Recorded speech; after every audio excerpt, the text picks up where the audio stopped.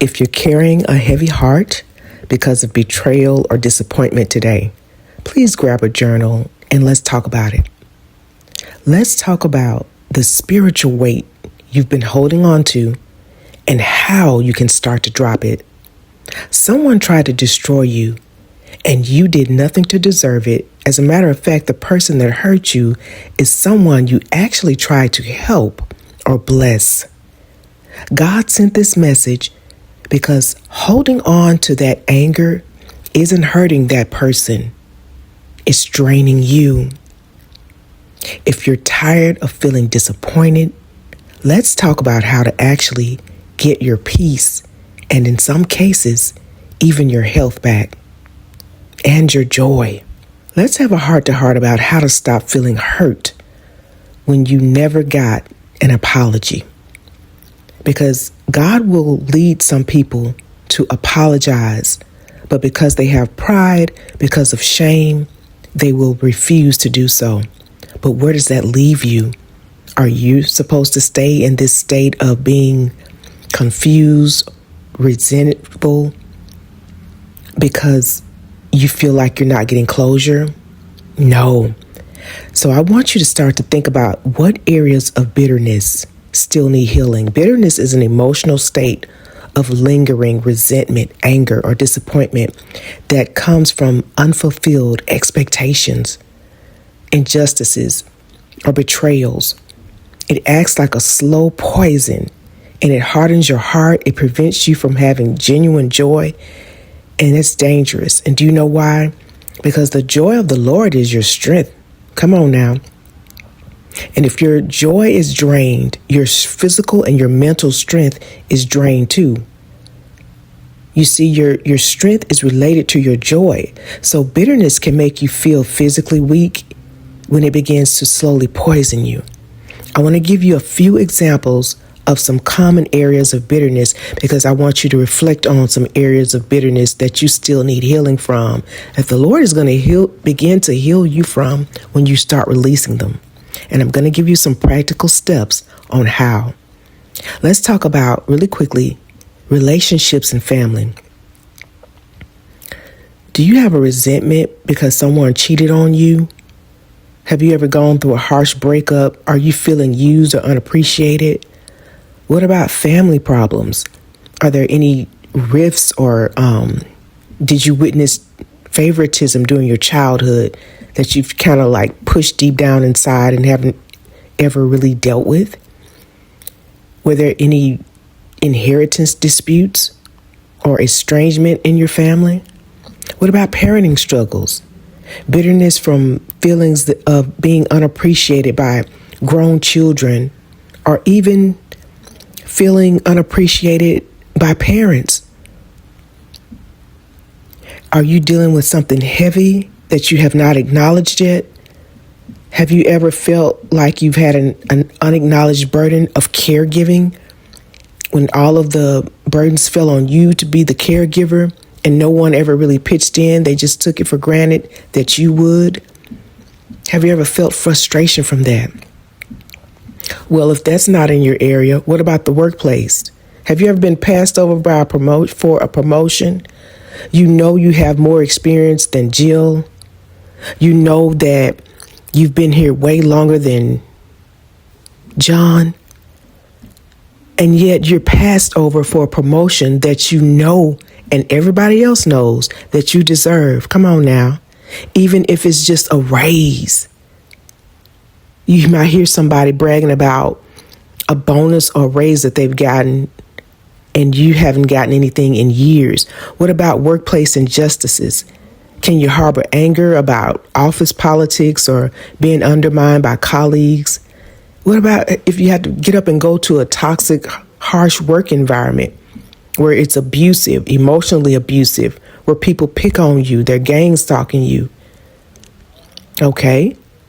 If that doesn't relate to you, do you ever feel angry when life doesn't go the way that you planned it? You may have gotten married and planned to have children, but years have gone by and you've gone to dozens of baby showers and you've never had a baby shower because of infertility. What about if you did not achieve a certain economic status that you thought you would have done by now? Have you ever had toxic anger from being bullied or even misunderstood in your church? Becoming bitter and hating, things about yourself from past failures or regrets. Does that ring a bell? What about faith? A lot of people feel like, why me? We've all gone through seasons like that where we blame God for tragedies. We blame God for us getting an illness that's incurable. We look at the Lord and say, why me? Why am I going through this type of circumstance? And we perceive things as unfair.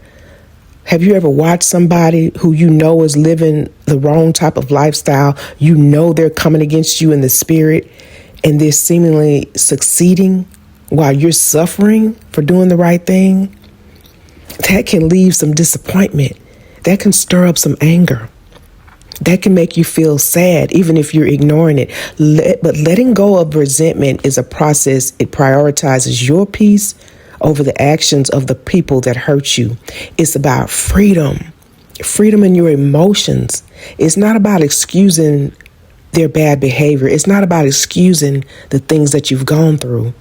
It's about choosing personal emotional freedom.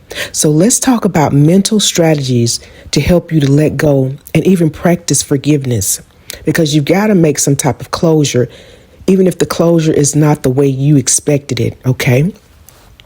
Number one, shift your perspective on forgiveness. Prioritize your peace. Forgiveness is a gift to yourself, not the offender. You got to release the debt that they owe. Stop waiting for an apology that may never come. Sometimes, truthfully, closure is simply holding on to the wisdom that you gained from the experience. That's the only closure you may get. You don't always get an apology, but you can get the lesson from the situation.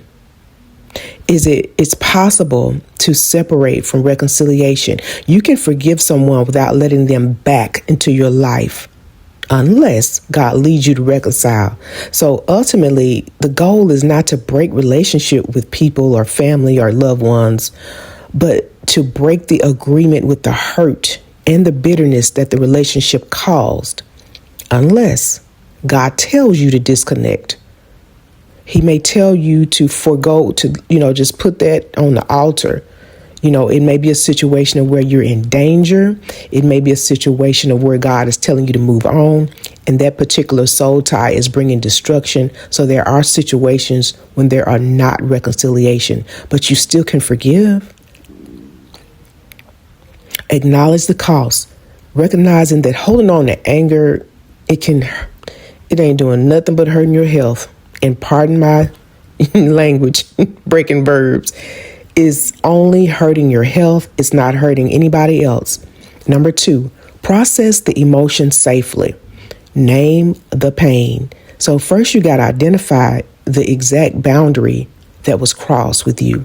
So that means you need to do some soul searching. Instead of replaying what they did to you, think about the moment that you felt the anger or the frustration or the disappointment or even the rage. Name the pain. Identify what triggered you.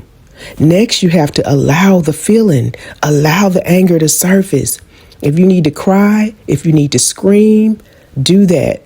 Get somewhere by yourself. We don't want anybody thinking you're going crazy or anything, but you can get in your car. You can go somewhere on a drive by yourself and just let the emotions out. Feel the emotion without judging yourself for it. Being transparent, I've had problems with this for years because it was too uncomfortable for me personally just to face my feelings of anger or even rage sometimes. And it was toward things that caused me bitterness. But once I began to practice this, I grew in my spirit in leaps and bounds. So you have to allow your emotion to surface. In other words, you have to release it. Okay? Write a letter to the person that hurt you or offended you or betrayed you. You don't have to send it to them, but put all your rage out on paper and it actually transfers there. I'm a living witness. I've practiced this many times.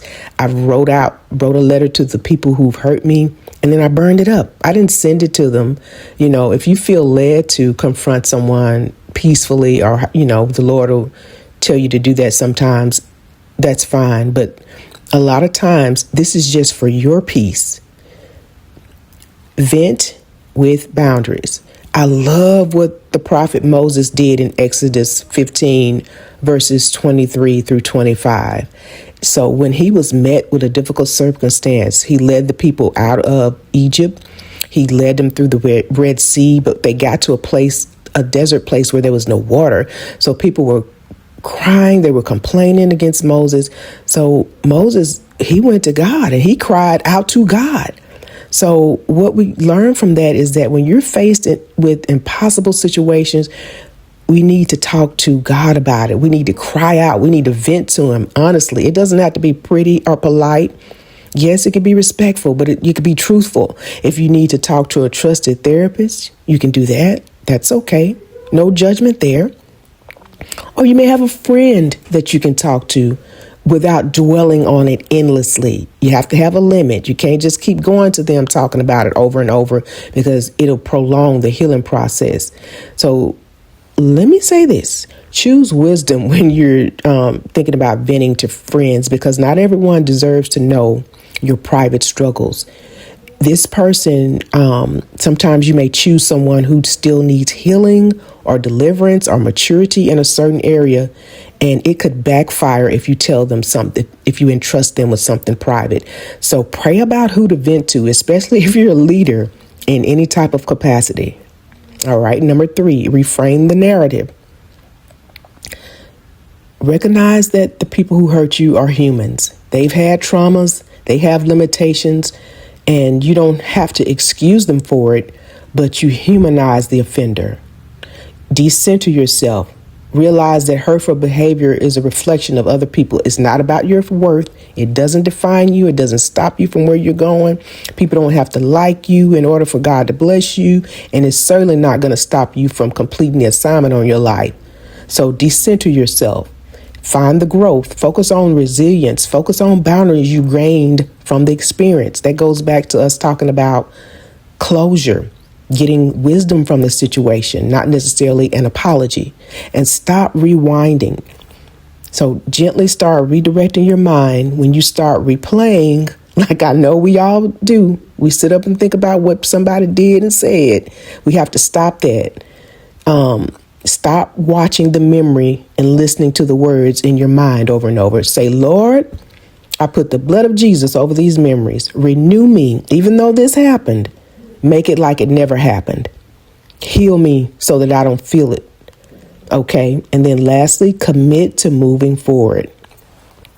Make a conscious choice. Decide every day to let go of the desire to punish them in some way. Let God punish them. Let God get his vengeance. He said, vengeance is mine. He knows how to take care of people. And trust me, if you're his child, he will. You're his anointed one. You're his prophet. You're his child. He'll handle people when they mishandle you. So let him do that, and you focus on healing. Create physical distance if needed. Establish some boundaries to protect your peace. Focus on the present. Make sure you're investing in your energy, and let your energy go towards current goals and healthy relationships. That's where your turnaround is going to come in. That's where your new beginning is going to start. Okay. And last but not least, be patient. Be patient with yourself. Be patient with the process. Acceptance is a long, winding road sometimes. It's not a one-time event. Waiting is necessary. The big picture is that while you're waiting, you're becoming the version of you that your new beginning will accommodate. So stay encouraged. Be blessed. I'll talk to you in the next video.